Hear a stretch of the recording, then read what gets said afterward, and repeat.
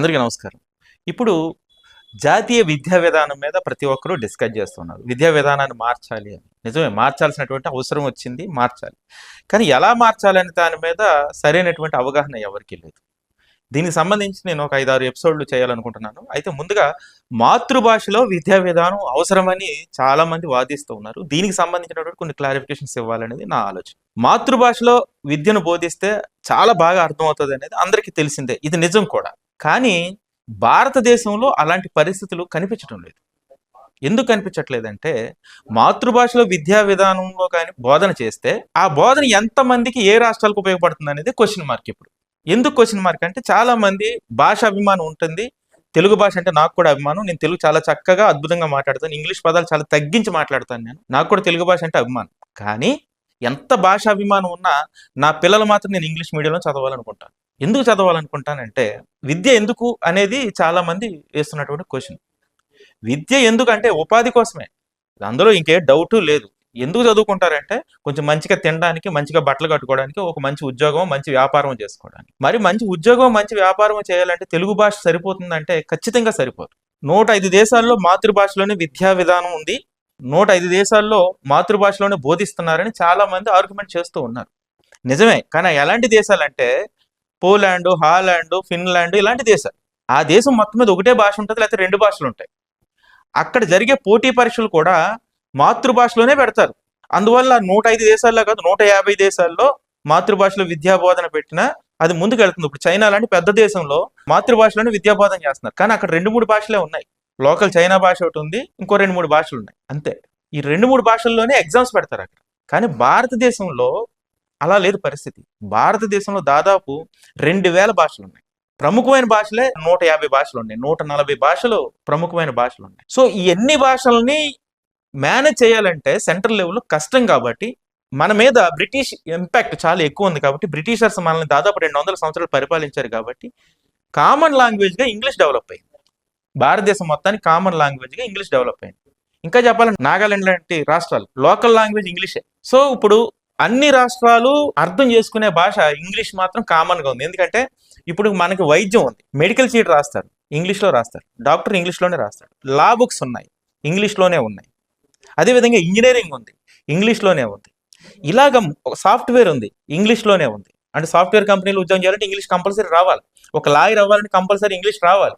ఒక డాక్టర్ అవ్వాలని compulsory English రావాలి. అదేవిధంగా ఒక కోర్టుకు ఒక సామాన్యుడు పోవాలంటే ఇంగ్లీష్ రావాలి. ఆఖరికి బ్యాంక్ లావాదేవీలు కూడా ఇంగ్లీష్లోనే జరుగుతాయి. అక్కడ జమ చేయండి అంటే ఎవరికి అర్థం కాదు, డెబిట్ క్రెడిట్ అంటేనే అర్థమవుతుంది. సో మన జీవన విధానం అంతా కూడా ఇంగ్లీష్తో ముడిపడిపోయి ఉంది. మన కాంపిటేటివ్ పరీక్షలన్నీ కూడా ఇంగ్లీష్లోనే ఉన్నాయి. కొన్ని తెలుగులో పెడుతున్నప్పటికీ చాలా మంది ఆర్గ్యుమెంట్ చేస్తుంటారు, తెలుగు మీడియంలో చదువుకున్న మేము ఐఏఎస్ అవ్వలేదా, ఐపీఎస్ అవ్వలేదా అంటారు.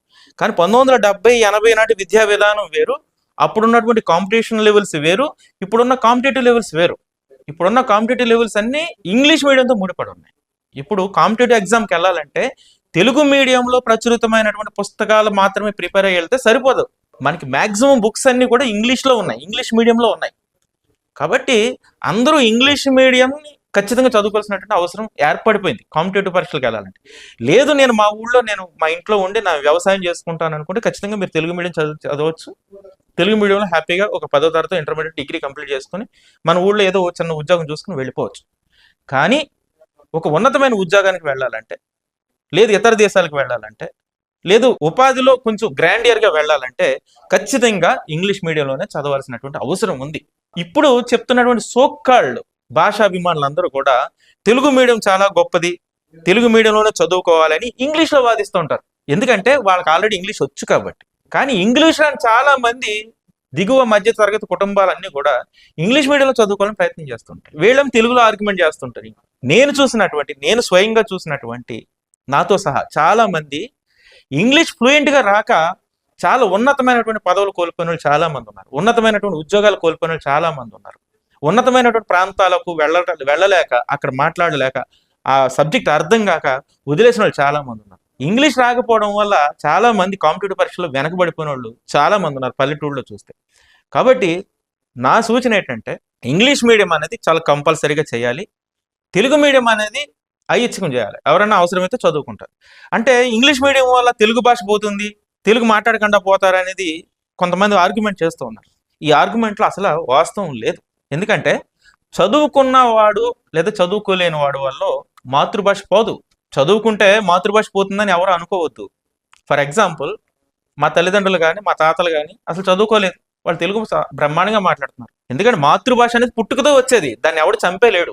నిజంగా చదువుకున్న వాడి వల్ల మాతృభాష పోతుంది, ఇంగ్లీష్ మీడియం వల్ల మాతృభాష పోతుంది అంటే, ఈ రోజు మనం ఏ ఊరు పోయినా సరే 90% స్కూల్స్ ఇంగ్లీష్ మీడియం స్కూల్స్ ఉన్నాయి. ఒక గవర్నమెంట్లోనే అక్కడక్కడ తెలుగు మీడియం స్కూల్స్ ఉన్నాయి. మరి 90% ఇంగ్లీష్ మీడియం స్కూల్స్ ఉన్నప్పుడు 90% పీపుల్ తెలుగు మాట్లాడడం మర్చిపోవాలి కదా, మర్చిపోరు. మాతృభాషకి విద్యా బోధనకి సంబంధం లేదు. మాతృభాష అనేదాన్ని ఎవడు చంపలేడు. ఎక్కడికి వెళ్ళినా అమెరికాలో ఉన్నటువంటి ఆంధ్ర వాళ్ళు తెలుగే మాట్లాడుకుంటారు. అక్కడ కాన్వర్జేషన్కి ఇంగ్లీష్ వాడచ్చు, కానీ తెలుగు రాకుండా పోదు. కాబట్టి మాతృభాషకి వచ్చినటువంటి ప్రమాదం ఏ భాషలో నేర్చుకున్నా, ఏ భాషలో విద్యాబోధన జరిగినా మాతృభాషకు వచ్చిన ప్రమాదం ఏమీ లేదు. నేను కూడా మాతృభాష అభిమానినే.